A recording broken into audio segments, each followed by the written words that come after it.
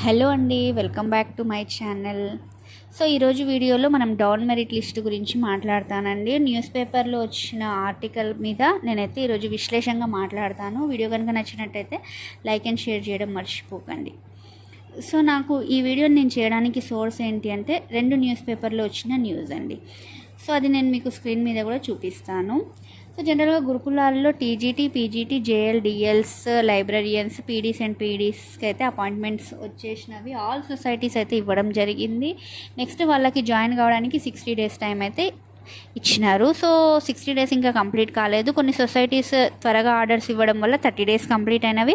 కొన్ని రీజన్స్ వల్ల 15 days అవుతుంది ఆర్డర్స్ వచ్చేసి. సో ఎలా అయితే ఏంటి 60 days అయితే కంప్లీట్ కాలేదు. అయితే ఒక అంచనా ప్రకారం అయితే ఇప్పటికీ 1700 నుంచి 1800 మెంబర్స్ జాయిన్ అవ్వలేదు. సో దానికి వేరియస్ రీజన్స్ ఉండొచ్చు అండి. ఒకటి ఏంటి అంటే, ఒక క్యాండిడేట్ 2-3 పోస్టులకు ఎంపిక కావడం వల్ల ది బెస్ట్ చూస్ చేసుకొని జాయిన్ కావడం ఒక ఆప్షన్. సెకండ్ ఏంటంటే, డిఎస్సి ఉండడం వల్ల కొంతమంది ఇంకా జాయిన్ అవ్వకపోవచ్చు. నెక్స్ట్ థర్డ్ ఏంటంటే, జేఎల్ కన్ఫామ్గా వస్తుంది అంటే, జేఎల్ జిఆర్ఎల్ రిలీజ్ అయినాక మాకు ఇది వస్తుంది, మనం మళ్ళీ గురుకులాలో జాబ్లో జాయిన్ అయ్యి 1 lakh బాండ్ అమౌంట్ ఎందుకు పే చేయాలని ఆలోచించి కొంతమంది, ఇంకా కొంతమంది ఏమో ఇంకా ప్లేస్ గురించి ఆలోచించి ఇంకా ఫ్యామిలీ షిఫ్టింగ్ ఈ ప్రాసెస్లో ఉండకపోవడం. సో ఇలా చేసిన 1700 to 1800 అయితే నాన్ జాయినింగ్స్ ఉన్నవి.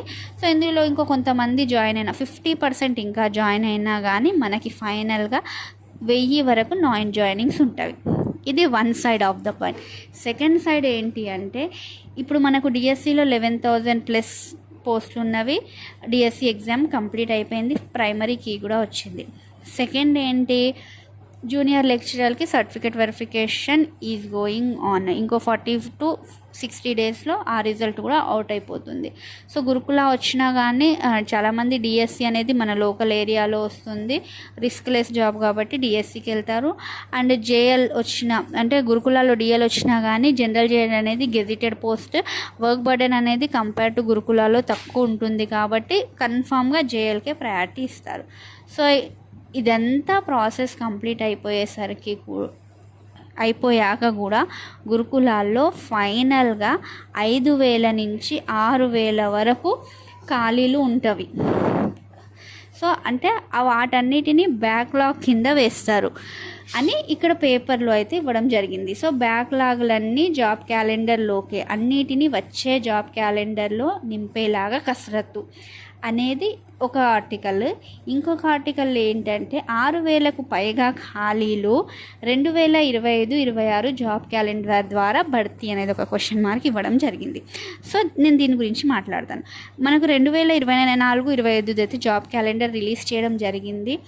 దాంట్లో అయితే మనకు ఎక్కడ గురుకులాలో TGT, PGT, JL, librarian, physical education teachers ఈ జాబ్లకి ఈ జాబ్లకి నోటిఫికేషన్ అయితే ఎక్కడ కూడా 24-25 క్యాలెండర్లో మెన్షన్ చేయడం జరగలేదు. అంటే అది కూడా క్వశ్చన్ మార్క్. 25-26 జాబ్ క్యాలెండర్లో ఉండొచ్చు, లేదా దాని తర్వాత రాబోయే కాలంలో అయితే ఉండొచ్చు. కానీ ఇప్పుడు ఇక్కడ డౌన్ మెరిట్ లిస్ట్ ఇచ్చే ఆలోచన అయితే ఇక్కడ గవర్నమెంట్కి లేనట్టే దీంట్లో అయితే కనిపిస్తుంది. సో దీని మీద గవర్నమెంట్ ఎలాంటి అఫీషియల్ ప్రెస్ నోట్ ఇవ్వలేదండి. సో ఫిల్ చేయము, హైకోర్టు ఆర్డర్స్ని ఫాలో అవ్వము అని అయితే ఎక్కడ మెన్షన్ చేయలేదు.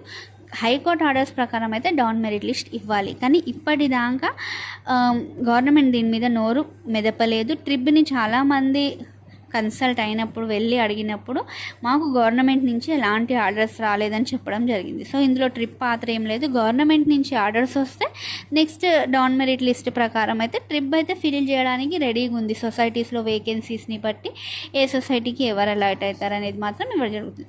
కానీ ఇక్కడ మనకి గవర్నమెంట్ నుంచి ఎలాంటి ప్రాపర్ ఇన్ఫర్మేషన్ అయితే లేదు. సో మరి ఇది 25-26 క్యాలెండర్లో కూడా అవుతుందా, లేదా రాబోయే కాలానికి ఇంకా ముందుకు జరుగుతుందా అనేది అయితే ఇక్కడ మనకు క్లారిటీ లేదు. సో 1:2లో ఉన్న చాలామంది అయితే చిన్న ప్రైవేట్ జాబ్స్ చేసుకొని వాళ్ళ లైఫ్ని అయితే లీడ్ చేసుకుంటున్నారండి. కొంతమంది ఎంప్లాయ్మెంట్ లేకుండా కూడా ఉన్నారు. సో ఇక్కడ దీన్ని ఇప్పుడు 1:2 డౌన్ మెరిట్ లిస్ట్ ఇవ్వకుండా నెక్స్ట్ నోటిఫికేషన్లో ఫిల్ చేస్తే వచ్చే నష్టాలు ఏంటి కూడా మనం ఒకసారి డిస్కస్ చేసుకోవాలి కదండి. ఈ జాబ్ కోసం కూడా ఎన్నో సంవత్సరాలు లీవ్ పెట్టి చదువుకున్న వాళ్ళు ఉన్నారండి. సో జాబ్ నోటిఫికేషన్ జాబ్ వస్తుంది అని. సో ఇప్పుడు వీటిని డౌన్ మెరిట్ లిస్ట్ ఇస్తే ఈ 5,000 ఫ్యామిలీస్ 5,000 మంది బెనిఫిట్ కావడం జరుగుతుంది.